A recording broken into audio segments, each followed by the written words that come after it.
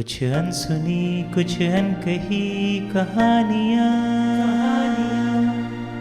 हर कहानी कुछ कहती है। आइए सुनते हैं आज की कहानी क्या कहती है। आज की कहानी है उड़ने वाले पंख। बहुत पुरानी बात है। शिथला नगरी में द्रुपद नाम का राजा राज्य करता था। उसकी पत्नी बड़ी सुंदर एवं गुणवती थी। राजा भी अपनी पत्नी को बहुत चाहता था। उसकी एक लड़की भी थी जिसका नाम था सुभद्रा।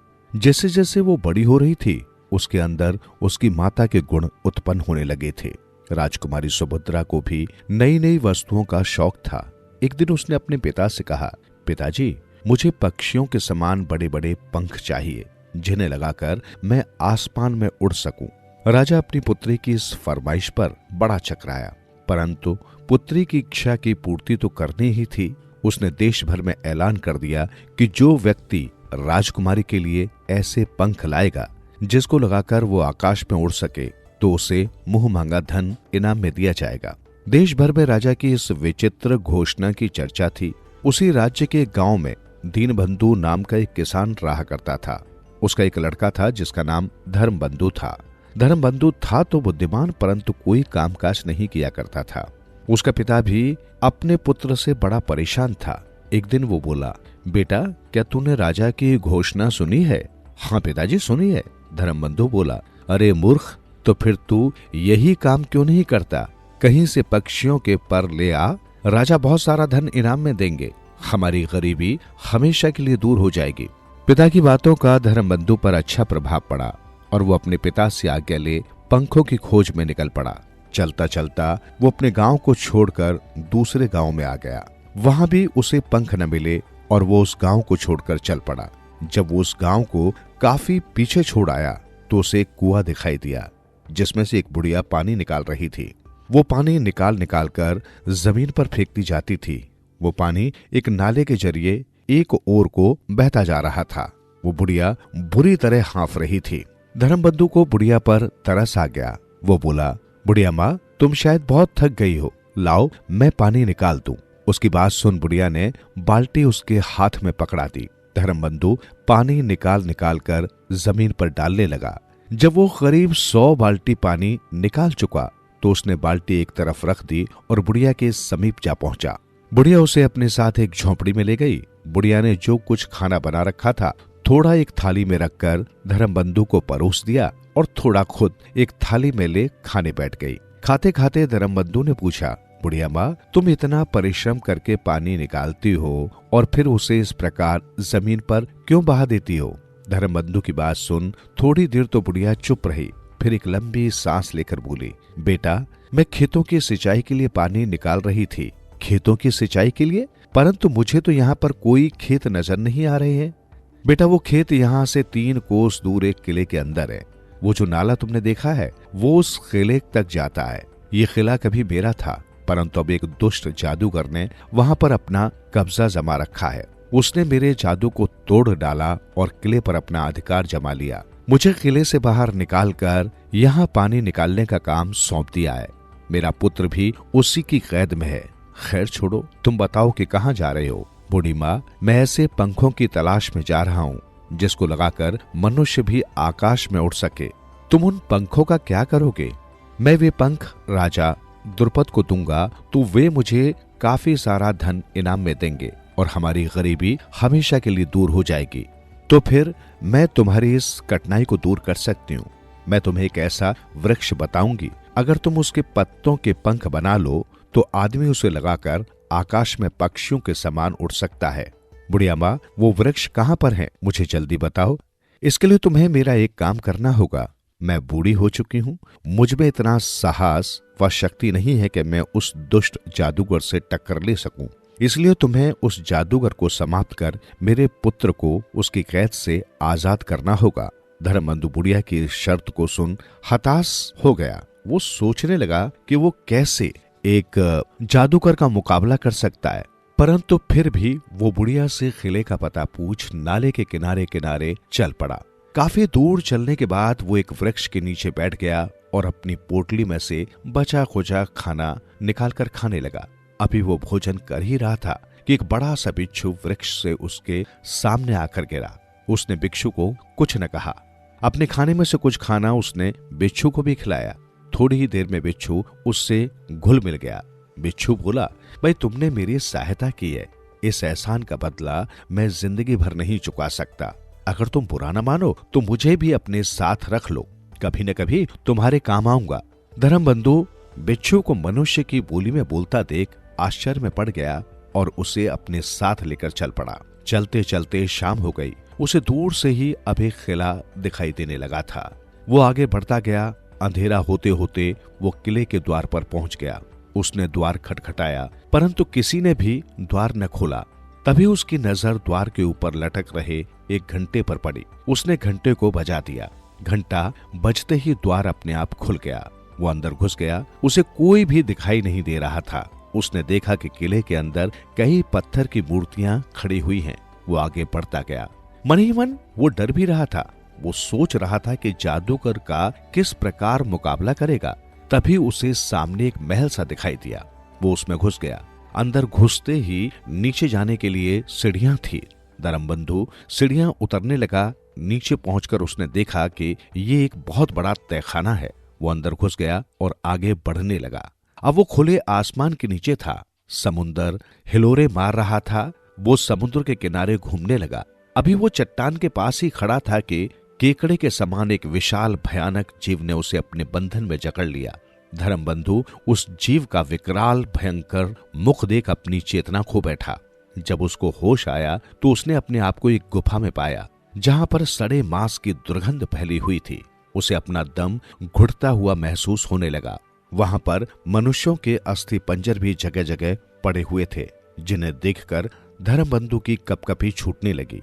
वो वहां से भागने का मार्ग ढूंढने लगा। वो काफी आगे उस गुफा में बढ़ गया।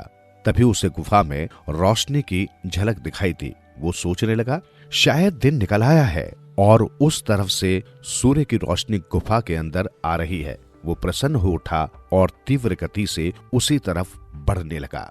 फिर वो उस स्थान पर पहुंच गया जहां पर रोशनी दिखाई दे रही थी। तभी उसकी आंखें आश्चर्य के मारे खुली की खुली रह गईं। वहां पर हीरे जवाहरातों का अंबार लगा हुआ था और गुफा उन हीरों में से फूट रही किरणों से रोशन हो रही थी। वो वहां आने का कारण भूल गया और धन बटोरने की इच्छा से आगे बढ़ा। परंतु तभी उसे जैसे किसी ने चेतावनी दी, भाई ये क्या कर रहे हो? क्यों व्यर्थ अपने प्राण गंवाने के लिए अंदर जा रहे हो? देखो कितने विषधर सर्प अंदर लेटे हुए हैं, जो पग रखते ही तुमको डस लेंगे। धर्मबंधु ने चौंक कर इधर उधर देखा, परंतु उसे कोई भी नजर न आया। वो समझ गया कि चेतावनी देने वाला वो बिच्छू ही है, जो उसकी जेब से सिर बाहर निकाल कर बैठा हुआ था। उसने देखा वास्तव में ही वहां कई विषधर लेटे हुए थे। मौत के भय से वो चुपचाप वहां से लौटने लगा। तभी एक भयानक कहकहा उस गुफा में गूंज उठा, तुम भी बच नहीं सकते मूर्ख। ये जो सर्प तुमने खजाने में देखे वे मेरे सेवक हैं, जो खजाने की रक्षा करते हैं। सूर्य अस्त होने के बाद ये सर्प रूप में परिवर्तित हो जाते हैं। बेशक तुमने खजाने के अंदर न जाकर और थोड़ी देर के लिए अपना जीवन बचा लिया है, परंतु तुमको भी इन लोगों की तरह सड़ सड़ कर मरना होगा। वो भयानक जीव जो तुम्हें यहाँ उठाकर लाया है, दिन के समय आकर तुम्हारे मांस का आहार करेगा और तुम्हारा अस्थि पंजर अन्य लोगों की तरह जो यहाँ आ गए थे पड़ा रहेगा। धर्मबंधु समझ गया कि ये वही जादूगर है जिसने बुढ़िया का जादू खत्म कर किले पर और उसकी अपार संपत्ति पर अपना हक जमा लिया है। अगर उसे पहले पता होता कि ये जादूगर इतना दुष्ट है तो वो भूल कर भी इस तरफ न आता। वो भगवान का नाम लेने लगा। उसने भय से अपनी आंखें मूंद ली। 2 घंटे बीत गए। न जाने कब वो भय के कारण बेहोश हो गया। जब वो उठा तो दिन निकल चुका था, परंतु गुफा के अंदर अंधकार ही था। धर्मबंधु को दिन का आभास इसलिए हुआ क्योंकि सर्प अपना रूप बदल रहे थे। उनकी आकृति राक्षसों के समान होने लगी थी, परंतु अभी वे पूर्ण रूप से बदल भी नहीं पाए थे कि करहा कर पृथ्वी पर गिर गए और तड़पने लगे। धर्मबंधु को इसका कारण समझ में न आया, परंतु वो खुश था क्योंकि अब उसे उन राक्षसों का भय नहीं था। तभी उसे कहीं दूर शोर सुनाई दिया। ऐसा लग रहा था जैसे कोई सिंह दहाड़ रहा हो। फिर एकदम शांति छा गई। धर्मबंधु आश्चर्य से इधर उधर देख रहा था। तभी उसने उस भिक्षु को गुफा में प्रवेश करते देखा। धर्मबंधु को पता न चल सका कि वो भिक्षु कब उसकी जेब से निकलकर कहीं जा चुका था। बिच्छू के डंक में 6 इंच लंबा एक अंकुश फंसा हुआ था, जिसकी मूठ में लगा हीरा गुफा में रोशनी फैला रहा था। बिच्छू उसके समीप आया और बोला, अरे भाई, अब डरने की जरूरत नहीं है। मैंने उस राक्षस को उसके शयन कक्ष में सोते हुए काट लिया है। अब वो मर चुका है, उसका जादू भी खत्म हो गया है। ये है जादू का अंकुश, जिसके द्वारा जादूगर अपनी इच्छा के अनुसार कार्य करवाता है।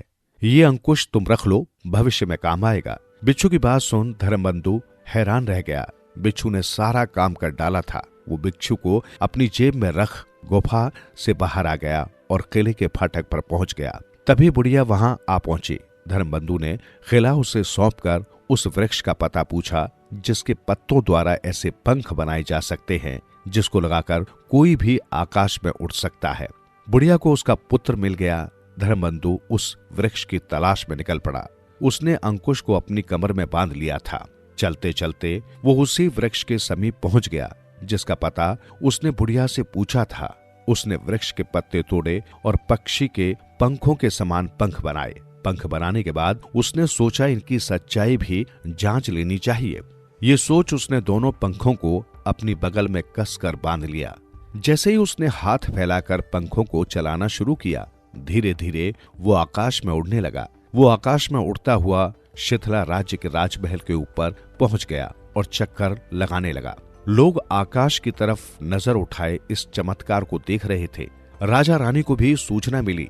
वे भी इस आश्चर्यजनक उड़ान को देखने के लिए महल की छत पर पहुंच गए। धर्मबंधु राजमहल की छत पर उतर आया और राजा को उड़ने वाले पंख दे दिए। तब तक राजकुमारी भी छत पर पहुंच चुकी थी। उसने वे पंख राजा से लिए। राजा ने अपने गले का नीलमणि का हार धर्मबंधु को इनाम के रूप में दे दिया। तभी राजकुमारी ने वे पंख लगाए और आकाश में उड़ने लगी। सभी ये दृश्य देख रहे थे, परंतु तभी सब चौंक पड़े। बचाओ बचाओ राजकुमारी की चीख वायुमंडल में गूंज उठी। वो उतरना चाहती थी, परंतु कोई अनजान शक्ति उसे दूर आकाश में खींचे लिए जा रही थी। सभी के माथे पर चिंता एवं परेशानी की रेखाएं खिंच गई। राजकुमारी देखते ही देखते उनकी नजरों से ओझल हो चुकी थी। राजा धर्मबंधु से बोले, युवक, तुम वाकई में एक आश्चर्यजनक वस्तु लाए थे, परंतु न जाने हमारी पुत्री पर क्या संकट आन पड़ा है। अगर तुम हमारी पुत्री को ढूंढ लाओगे तो राजकुमारी का विवाह तुम्हारे साथ कर दिया जाएगा और मैं तुम्हें अपना आधा राजपाट भी सौंप दूंगा। और अगर तुम असफल लौटे तो तुम्हारा सिर धड़ से अलग कर दिया जाएगा। ये सुनकर धर्मबंधु चिंतित मन से राजमहल के बाहर निकल आया। वो सोच रहा था कि वो कैसे और कहां राजकुमारी का पता लगाए। तभी बिच्छू बोला, भाई, इतने चिंतित क्यों होते हो? तुम्हारे पास जादू का अंकुश है, उसका लाभ क्यों नहीं उठाते? ये सुनते ही उसने अपनी कमर से अंकुश निकाल अपने हाथ में ले लिया और बोला, मुझे राजकुमारी जहां गई है वहां ले चलो। दूसरे ही क्षण वो आकाश में उड़ने लगा। थोड़े ही समय बाद वो उसी किले में था जो वहां उस बुढ़िया को सौंप आया था। उसे राजकुमारी भी वहां पर दिखाई थी। बुढ़िया उस समय राजकुमारी के साथ अपने पुत्र का जबरदस्ती विवाह करवा रही थी। वो समझ गया कि बुढ़िया ही राजकुमारी को अपने जादू के जोर पर यहाँ खींच लाई है। उसे देखते ही बुढ़िया बोली, तुम यहाँ क्यों आए हो? मैं राजकुमारी को लेने आया हूँ। धर्मबंधु बोला, नहीं, तुम राजकुमारी को नहीं ले जा सकते। देखो बुढ़िया, उस समय क्योंकि मैंने तुम्हें वचन दिया था, इसलिए ये किला एवं यहाँ की सारी संपत्ति तुम्हें दे गया था, परंतु अब मैं तुम्हें तुम्हारी करनी का मजा चखाता हूँ। ये कहकर धर्मबंधु ने अंकुश सामने कर कहा, बुढ़िया को भस्म कर दो। दूसरे ही क्षण बुढ़िया और उसका पुत्र भस्म हो गए। धर्मबंधु ने किले पर अपना अधिकार कर लिया और राजकुमारी को ले शिथिला नगरी पहुंचा। राजा ने खुश होकर राजकुमारी का विवाह धर्मबंधु से कर उसे आधा राजपाट भी सौंप दिया। धर्मबंधु ने अपने पिता को भी उस किले में बुला लिया। किले को उसने अपनी राजधानी बनाया और फिर सुख एवं वैभव से राज्य करने लगा। सुनते रहो दिल से यूं ही कहानियां। कहानियां आपकी, हमारी और सबकी, जो दिलों को छू लेती है। सुनते रहें कहानियां।